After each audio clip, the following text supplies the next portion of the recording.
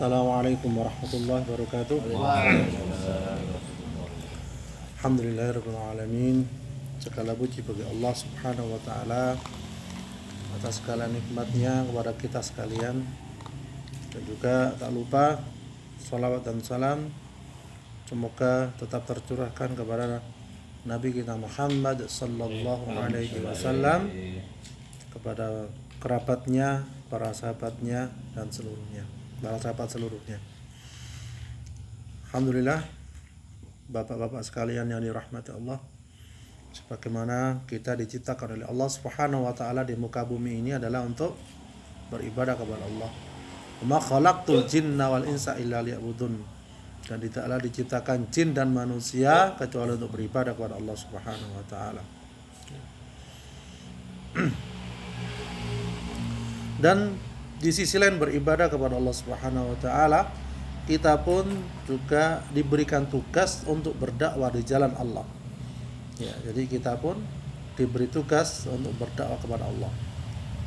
Kenapa kita diberi tugas berdakwah kepada di jalan Allah Subhanahu wa taala? Ya. Jadi ada sebuah kisah kita awali. Ada seorang laki-laki dari negara Filipina. Ya. Ia dulu adalah seorang pendeta dan misionaris. Ya. Jadi kalau sudah pendeta, misionaris itu sudah tugasnya, versi mereka itu mengajak orang yang beragama menuju agama mereka. Ya. Seperti itu. Bagaimana caranya pun. Ya, sampai dahulu ada seorang pendeta yang juga dari perempuan. Kalau perempuan apa namanya? Sama ya pendeta. Biarawati. Ya? Apa? Biarawati ya. Yang dia sudah ngajak berapa ya? 1.000 atau berapa orang itu, banyak sekali. Jadi sampai orang tuanya mengatakan, kamu ajak itu loh tetangga-tetanggamu untuk masuk agamanya, katakanlah agama Kristen kalau begitu. Kamu rela enggak dia masuk neraka? Itu caranya mereka. Kamu rela dia masuk neraka? Kalau enggak kamu ajak dia masuk neraka. Akhirnya banyak yang dikafirkan.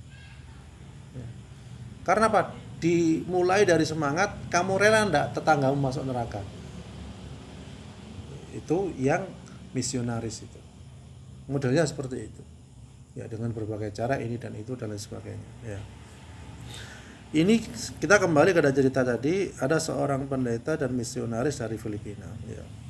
Kemudian Allah Azza wa Jalla memberikan hidayah kepadanya. Lalu mari kita perhatikan apa yang ia kerjakan setelah dia masuk Islam. Ya. Jadi ketika dia masuk Islam, semangat mempelajari Islam dan mendakwahkan ke anak bangsanya di Filipina itu, sehingga yang masuk Islam di tangannya itu berapa orang? 4.000 orang. Bayangkan. Jadi dari pendeta masuk Islam 4.000 orang. Begitu kalau Allah memberikan hidayah pada seorang itu udah Masya Allah. Kun fayakun, jadilah. Ya. Dan kejadian 4.000 orang mengislamkan ini hanya terjadi beberapa tahun saja. Ya. Nah, setelah 4.000 orang ini, kira-kira 40.000 orang ini diam aja apa enggak? Enggak mesti diam, ngajak yang lainnya mungkin bisa jadi 4.000, katakanlah kalau ngajak 3 orang tiap orang, katakanlah ya. 3 kali 4 berapa? 12.000. Masya Allah. Jadi pahala mantan pendeta ini banyak sekali mendapatkan mata rantai yang dia dakwai di bawahnya. Akhirnya kebaikannya terus naik. Depositonya naik. Kamu sudah ngajak orang ini. Gitu Pak Haji ya. Depositonya naik. Ya, makanya kenapa orang azan itu pahalanya juga banyak. Bahkan kalau tahu pahalanya azan, niscaya orang akan berebut untuk azan. Karena apa? Wah, betul. Ngajak sholat, dia mendapat pahala dari orang yang sholat itu tadi, bangga kalau kita ada Allahu Akbar, yang datang 500. Pahalanya berapa ya kata itu? Ya. Seperti itu. Saya karena tidak tahu, tidak ditampakkan pahalanya azan itu, sehingga jarang yang rebutan azan, kecuali yang tahu saja. Begitu juga dengan shaf yang pertama, andai kata tahu pahalanya, niscaya dia akan bayar 500.000 atau 1 juta karena tahu pahalanya. Oh nyaman mode iya kan. Ya, nggak usah kerja Pak Qadir. Ayo ganti sopnya bayar 100.000 weh. Tak usah nebang ya. Ada kata tahu saya dia akan berani bayar itu. Ya. Itu pahala yang diberikan Allah Subhanahu wa taala, ya. Man dalla ala khairi falahu mithlu ajri fa'ili, ya. Barang siapa yang menunjukkan kepada sebuah kebaikan, maka baginya seperti pahala pelakunya, ya. An-Nawawi rahimahullah berkata, ia menunjukkan dengan perkataan, lisan, isyarat dan tulisan. Jadi bisa mengajak kebaikan itu dengan lisan kita. Ya. Kemudian dengan isyarat, ayo cari ke masjid. Begitu itu isyarat betul banget. Pak Haji Agus, ada orang lewat, ayo. Itu sudah pahala gitu tok itu. Enak kan? Walaupun orangnya masuk apa enggak, pokok gini ya. Dia enak. Ya. Ketika dalam makan tak ada yang mau minum haram. Itu kita sudah dapat pahala. Enak. Islam tuh enak. Ya, seperti itu. Jadi berdakwah di jalan Allah Subhanahu wa taala ini termasuk ketaatan yang paling tinggi dan ibadah yang paling agung, ya. Jadi ini juga memerlukan keikhlasan, kesungguhan, ya, dan lain sebagainya, ya. Sebagaimana dalam di sini dalam suatu ayat dalam Al-Qur'an, ya ayyuhal muddatsir qum fa'anzir, ya. Hai orang-orang yang berkemul atau berselimut, bangunlah, lalu berilah peringatan, ya. Disuruh untuk memberikan peringatan, ya. Jadi itulah salah satu fungsi dakwah kita itu, ya. Terus bagaimana alasan mengapa kita berdakwah? Ya, yang pertama adalah mengikuti para nabi dan mencontoh mereka. Jadi ada alasannya. Ya. Qul hadhi sabili ad'u ila Allah ala basiratin ana wa man ittaba'ani wa subhanallahi wa ma ana minal musyrikin. Ya. Katakanlah, inilah jalan agamaku, aku dan orang-orang yang mengikutiku, ya, mengikuti nabi, ya. Mengajak kamu kepada Allah dengan hujah yang nyata, Maha Suci Allah dan aku tiada termasuk orang-orang yang musyrik. Mengajak orang kepada majelis kita, taklim kita, liqaq kita, halaqah kita, dapat pahala juga. Dan pahala jenengan, ya, beliau banyak insyaallah pahalanya, karena jenengan kesini ngajak juga beliau. Itu jariahnya tinggi. Masya Allah itu. Ya saya bersyukur, jazakumullah khairan. Ada tukang parkir tadi di depan. Lama. Lah ya. Masya Allah itu tukang. Lah ya. Itu langsung takut sudah kendaraan lewat itu. Masya Allah. Punya tangan apa Pak Haji tadi itu? Ya. Nah, itu termasuk pahala dari Allah Subhanahu wa taala, ya. Karena banyak orang ngebut sekarang itu. Bukan hanya sekedar jalan halus, jalan rusak pun juga ada yang ngebut. Tak ceritakan tadi. Ya, waktu saya dari Lumajang lewat, ya. Jalannya masih belum kayak gini, masih digaruk loh. Aspalnya itu masih digaruk. Di depan truk yang di belakang depan saya itu jalannya pelan ini. Depannya ada kecelakaan, ya Allah. Anak-anak masih remaja, paling usia SMA atau SMP. Iya. Dia jatuh, sudah tidak bangun, sudah tengkurap ini. Kita yang lihat nggak tega, orang-orang sudah berat tega tuh langsung ditutup sama, ya kayaknya sudah wafat itu. Ya. Padahal pelan loh. Ya. Itulah manusia. Ya, dikasih jalan aspal yang bagus ngebut, dikasih yang jeglokan, ya. Juga ada mautnya, ya. Makanya enak yang sedang-sedang saja, ya. Jadi ikhwafil dirahmati Allah. Jadi mengajak kepada kebaikan itu akan mendapatkan sama dengan ketika orang yang diajak juga melakukan kebaikan, ya. Kemudian yang kedua adalah bergegas untuk mendapatkan kebaikan dan kemauan di dalam mendapatkan pahala, ya. Wa man ahsanu qala mimman da'a ila Allah wa 'amila shalihan wa qala innani minal muslimin. Siapakah yang lebih baik perkataannya daripada orang yang menyeru kepada Allah, mengerjakan yang soleh dan berkata sesungguhnya aku termasuk orang-orang yang berserah diri, ya. Ini termasuk orang yang terbaik, yaitu mengajak kepada jalan Allah Subhanahu wa taala. As-Syaukani berkata, tidak ada yang lebih baik darinya dan yang lebih jelas dari jalannya, dan tidak ada yang lebih banyak pahalanya dibandingkan amalannya, ya, dibanding amalannya. Oke. Nah, seperti kita majelis sekarang ini, pahalanya insya Allah lebih banyak. Jadi menuntut ilmu 1 jam itu pahalanya lebih banyak daripada seseorang yang sholat malam semalam suntuk, mulai habis isya sampai mau subuh. Itu lebih banyak pahalanya menuntut ilmu satu jam. Itu gambarannya begitu. Loh, terus habis menuntut ilmu terus sholat malam semalam suntuk, tambah double lah itu, banyak. Tapi siapa sih kuat kan? Siapa yang kuat? Tapi yang langka yang kuat, habis itu sampai subuh itu langka yang kuat, ya. Tapi ada para ulama terdahulu itu mengamalkannya habis sholat isya sampai menjelang subuh, khatam 30 juz.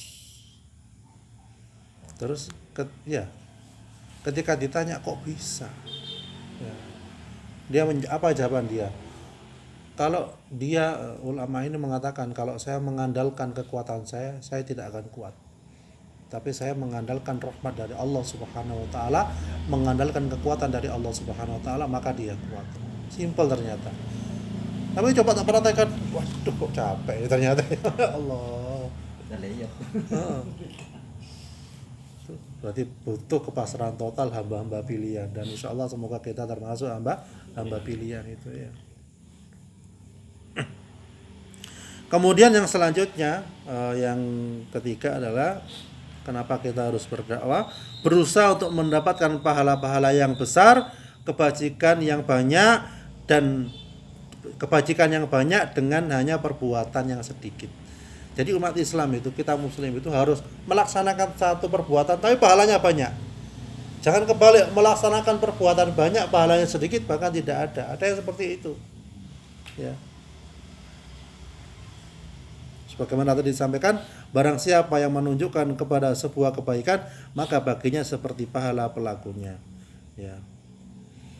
Jadi panjenengan ngajak, ayo ikut majelis di rumahnya Pak Wanto, ikut menuntut ilmu, ya, zikir dan sedikit tentang ilmu, itu dapat pahala juga, walaupun orangnya nggak ikut, ya. Walaupun berkali-kali, ayo ikut, ya. Walaupun Ustaz Turjani nelpon Pak Husain, ayo datang, mungkin lupa atau apa, dapat pahala juga, Masya Allah.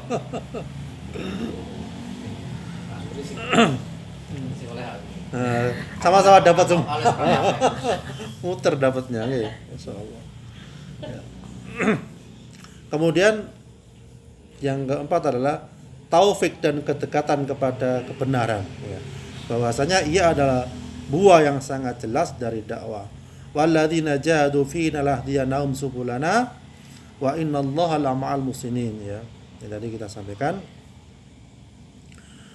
Dan orang-orang yang berjihad untuk mencari keridhaan kami, benar-benar akan kami tunjukkan kepada mereka jalan-jalan kami, dan sesungguhnya Allah benar-benar berserta orang-orang yang berbuat baik, ya. Al-Baghawi berkata, orang-orang yang berjihad melawan orang-orang musyrik untuk memperjuangkan agama, ya, agama kita, ya. Kemudian yang kelima, harapan solehnya keturunan. Jadi kita berdakwah mengajak kebaikan itu apa? Harapannya adalah supaya keturunan kita menjadi soleh. Ini ikhtiar kita, ya. Karena sungguhnya di dalam hal tersebut terdapat qurratu ain, ya, di dunia dan akhirat. Dan Allah tidak menghilangkan pahala orang yang telah berbuat kebaikan. Allah Maha tahu. Bukan ada kata anak saya kok masih belum taat pada Allah, mungkin cucunya nanti akan menggeret kita ke surga. Ya, semakin banyak keturunan, insya Allah semakin banyak yang menggeret kita ke surga. Ada kata kita belum sampai surga. Karena apa? Dari itu panjenengan ngasih anak makanan, ngasih minuman, ngasih ilmu, ya.